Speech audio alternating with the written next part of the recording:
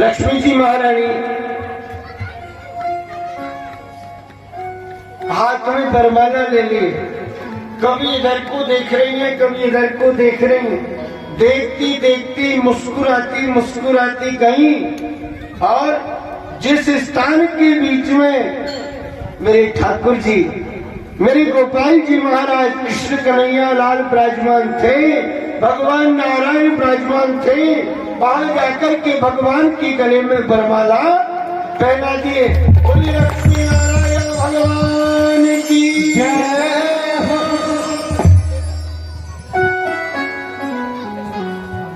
भगवान की गले में वरमाला पहना, सारे के सारे देवताओं को पता चला, सब लोग खड़े हो गए। बोले महाराज ऐसे हम नहीं मानेंगे। बोले जी क्यों? बोले हमें सब पता है, अगर भगवान को शादी नहीं करनी थी तो भगवान हमारे साथ में लाइन में क्यों नहीं बैठे? भगवान दूर दौड़ी जाकर के क्यों बैठे? नारद जी ने कहा मुझे सब पता है। भगवान लक्ष्मी की तरफ इशारा कर रहे थे, धीरे धीरे चुपके चुपके के दरिया गए इधर, मुझे सब मालूम है। भगवान इशारा कर रहे थे लक्ष्मी की तरफ। अच्छा, भगवान ने अपने वक्षस्थल में देवी लक्ष्मी जी के लिए स्थान दे दिया। लक्ष्मी जी अंतर्ध्यान हो गई और वक्षस्थल में जाकर के बैठे। देवता दैत्य सबके सब खड़े हो गए। भगवान को कहने लगे, बोले महाराज इसका क्या मतलब हुआ? वो देवी आपको वरमाला उसने पहना दिए। बोले भाई वरमाला तो पहना दिए, लेकिन खाली वरमाला पहनाने से क्या हुआ? ये वरमाला मेरे गले में है, इसे अगर तुम्हें चाहिए तो इसे तुम ले लो, ये लो। वो देवी वरमाला पहना करके न जाने कहां अंतर्ध्यान हो गई, वो तो चली गई। अब ये वरमाला रह गई, अगर तुम्हें चाहिए तो तुम ले। भगवान ने वक्षस्थल के बीच में उसे स्थान दे दिया। किसी को इस बात की जानकारी नहीं हुई। दैत्य लोग कहने लगे, बोले महाराज अब ध्यान से सुन लो, हमें ऐसा समुद्र का मंथन नहीं चाहिए। नियम पूर्वक अगर कोई देवी अगर ऐसी अब समुद्र के बीच में से निकलेगी ना, तो अब की बार हमारा नंबर। भगवान ने कहा कि अगर ऐसी कोई सुंदर देवी निकले तो तुम ले लो। फिर से मंथन किया, मंथन करने लगे। सो मंथन करते करते और इसके बीच में से साक्षात धन्वंतरी जी महाराज। कौन? धन्वंतरी जी महाराज अपने हाथ में अमृत का कलश लेकर के और प्रकट हो गए। बोलिए धन्वंतरी भगवान की जय हो। 14 रत्न निकले मेरे भाई। कौन कौन से? बोले श्री मणि रंभा वारुणी, अमीय शंख गजराज, कल्पद्रुम सचिदेनु धन, धन्वंतरी विश्वास। अंत अंत के बीच में और जो रत्न निकले वो स्वयं भगवान धन्वंतरी।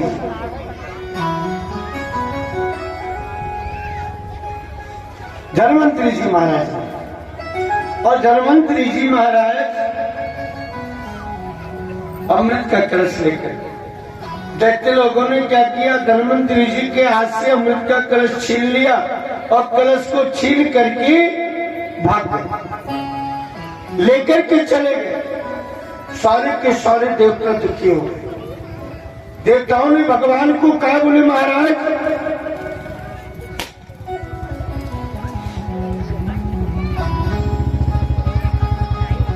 मंथन किया हमने, युक्ति निकाली हमने, मेहनत करी हमने, और दैत्य लोग लेकर के चले। भगवान ने कहा चिंता मत करो, मैं लौटा करके अमृत को और वापस लेकर के आऊंगा। उसी समय ठाकुर जी की कृपा, जिस मार्ग से राजा बलि अमृत का कलश लेकर के जा रहे, उसी मार्ग से अब भगवान नारायण ने मोहिनी रूप बना लिया। मोहिनी, तुम ब्रह्म परम गुह्यम सद्भावना, जो दृष्टि मात्र से, दृष्टि गोचर से अपनी और सामने वाले को आकर्षित कर ले, मोहित कर ले, उसी का नाम मोहिनी। मोहिनी अवतार धारण किया और मोहिनी अवतार धारण करके सामने से आ रही है। इधर से राजा बलि अमृत का कलश लेकर के जा रहे हैं, मोहिनी भगवान सामने से आ रहे हैं।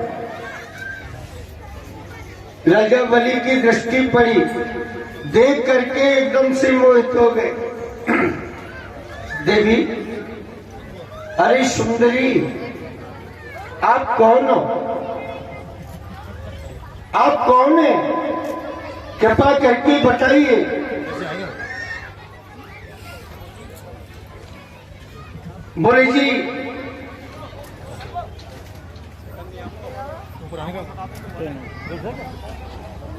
आप कहां से आ रही हैं? कहां को जा रही हैं? कृपा करके बताइए। मोहिनी भगवान कहने के लिए लगे जी, मैं कोई भी होंगी, कहीं कुछ से भी आ रही होंगी, कहीं को भी जा रही होंगी।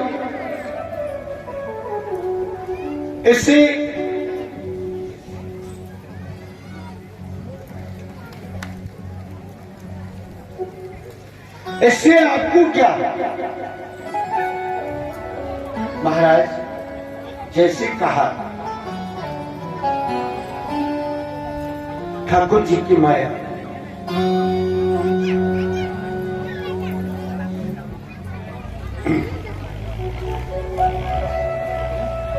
भगवान कहने के लिए लगे,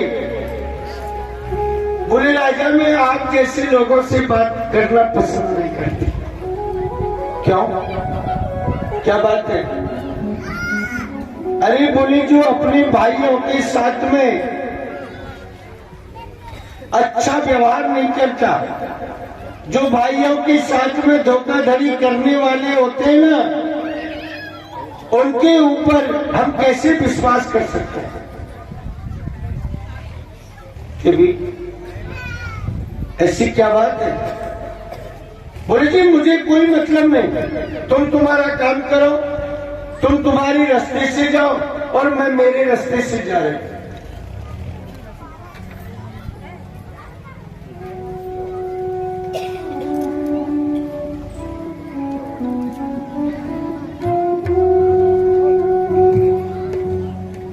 तुम तुम्हारा काम करो, मैं मेरा काम कर रही। बहुत कुछ कहा, लेकिन राजा बलि ने सोचा कि मैं इधर से आ रहा हूं और ये देवी इधर से आ रही है, फिर इसको क्या पता कि मैं भाइयों के साथ में धोखा करके आया हूं। लेकिन कहते हैं बंधुओं,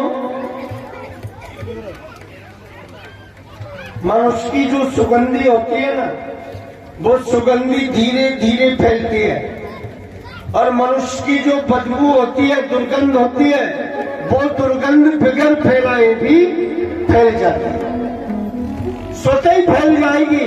उसे आपको किसी से कहने सुनने की आवश्यकता नहीं,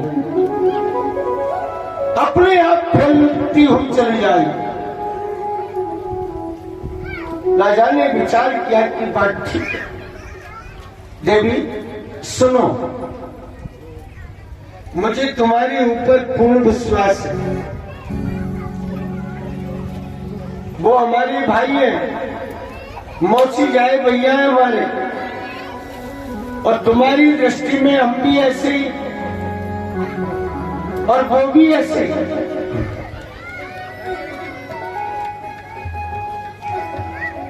ऐसा करो। बोले कैसा? बोले अमृत का कलश तुम ले लो और तुम जैसे तुम्हें उचित लगे ना ऐसे देवता और दैत्यों को एक साथ में बैठा करके अमृत का पान करा। भगवान ने एक बार झूठ मूठ मना किया। एक बार झूठ मूठ मना करना चाहिए, जिससे क्या है, ठोसता हो जाएगी। मना कर दिया, बोले नहीं, हमें तुम्हारा विश्वास नहीं है, अभी तो कलश को हमें दे दो और थोड़ी देर बाद में वापस छीन लो। भगवान ने कहा देवी नहीं। भगवान से कहा राजा ने, बोले देवी मेरा विश्वास करो, तुम्हारे ऊपर मुझे पूर्ण विश्वास है, तुम मेरे साथ में धोखा नहीं कर सकते। ठीक है, अगर ऐसी बात है तो लाओ मुझे। कलश ले लिया।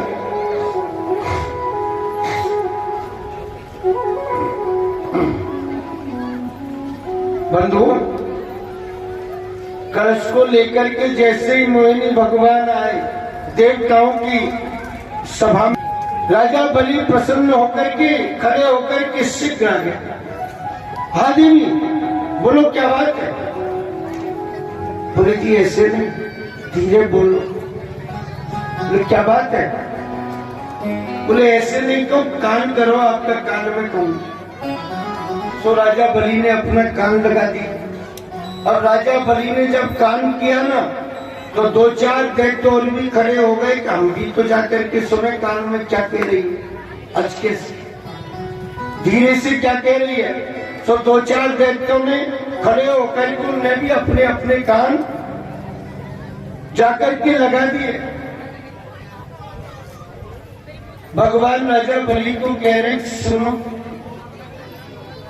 ये अमृत का कलश है ना, इसमें ऊपर तो पतला पतला है और नीचे कड़े में गाढ़ो गाढ़ो भरे हुए।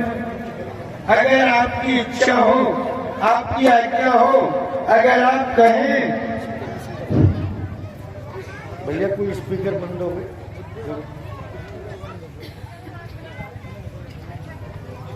अन लगाया। भगवान राजा बलि को कह रहे, राजन सुनो। हाँ देवी, क्या बात?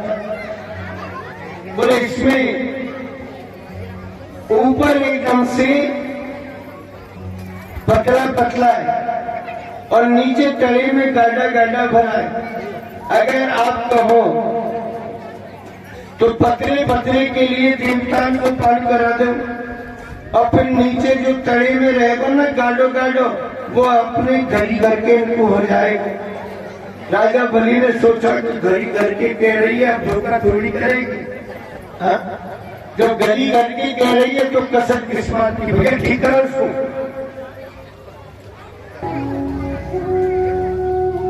उसी समय अब तो देवताओं को विश्वास हो गया, ये देवी हमारे साथ धोखा नहीं करेगी। भगवान ने देवताओं को इशारा कर दिया, चिंता मत करो, मां रोशी भयभीत मत होइए, चिंता मत कीजिए, चुपचाप लाइन में बैठे रहिए। सबको अमृत परोसने के लिए लगी ठाकुर जी, सबको अमृत परोसते जा रहे। लो जी, ले आप भी लो। सबको अमृत का प्रसाद दे रहे हैं। सब अपने अपने अंजलि खोल खोल करके बैठे और सभी को अमृत का पान करा रहे ठाकुर जी। और धीरे धीरे जब कलश खाली होने के लिए लगा, महाराज देवताओं की कतार के पीछे दैत्यों की कतार लगी थी। दैत्यों ने विचार किया कि अभी तो ये अमृत का कलश ऐसे था, अब एकदम से ऐसे कैसे हो गया, उल्टा कैसे हो गया। इसका मतलब यह है कि इसमें अमृत समाप्त हो गया, अमृत नहीं है। सूर्य चंद्रमा के पीछे राहु नाम का दैत्य बैठा हुआ है। सो महाराज इसने मुड़कर के सूर्य चंद्रमा दोनों के बीच में से और अपना हाथ कर दिया। अब जैसे ही इसने अपना हाथ किया सो थोड़ा सा इसके हाथ के ऊपर भी टपक गया। अब जैसे ही इसके हाथ के ऊपर टपका उसी समय के बीच में और इसने पान कर लिया।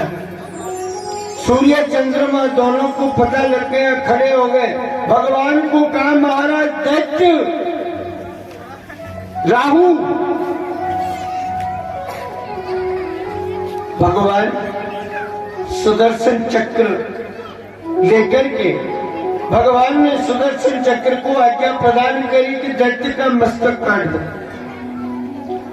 राहु का मस्तक काट दिया, मस्तक धड़ से अलग कर दिया, लेकिन अमृत का पान कर लिया इसलिए मृत्यु नहीं हुई। चीखने लगा, चिल्लाने लगा, रुदन करने लगा। भगवान ने कहा चुप, चीखे चिल्लाए मत, तुझे देवता बना देंगे। पहले 7 ही ग्रह थे, लेकिन जब से समुद्र का मंथन हुआ ना तब से 2 ग्रह और बढ़ गए, राहु और केतु। राहु का हो गया मस्तक और धड़ का हो गया केतु। महाराज सारे के सारे देवताओं ने भगवान की स्तुति की। तुम ब्रह्मा परमं गुह्यं सद्भाव भवभावना नाना शक्ति विराभासस् तुमात्मा जगदीश्वर। हे प्रभु, हे नारायण, हे जगदीश, आज आपकी कृपा से, आपके आशीर्वाद से और देवताओं के लिए अमृत प्राप्त हो गया। अगर आप नहीं होते तो देवताओं को कैसे अमृत प्राप्त होता। असुराणाम सुदादानम सर्पाणाम दुर्जयम। ये असुर लोग, दैत्य लोग हमारे हाथ में कहीं अमृत आने देते क्या? दैत्य लोग समझ गए कि ये मोहिनी का जो रूप बनाया है ना, ये विष्णु है और ये विष्णु की चाल है, ये नारायण की चाल है, इसने हमारे साथ में धोखा किया है। लेकिन अगर देवताओं ने अमृत का पान कर लिया तो क्या हुआ? अजी अपनी ये देवता हमसे युद्ध थोड़ी जीत सके। समुद्र की तीर में ही भगवान के देखते देखते देवासुर संग्राम होने के लिए लग गया। एक तरफ देवता, एक तरफ दैत्य, महाराज एक दूसरे के ऊपर बार बार में अस्त्रों से, शस्त्रों से और वर्षा करने के लिए लगे। काफी समय तक देवासुर संग्राम हुआ, लेकिन देवासुर संग्राम के बीच में अब देवताओं ने अमृत का पान कर लिया, दैत्य लोग वैसे ही रह गए। सो अब की बार देवताओं को विजयश्री प्राप्त हो गई और दैत्य लोग परास्त हो गए। सारे के सारे देवता एकत्रित होकर के और भगवान नारायण का स्मरण करने के लिए लगे।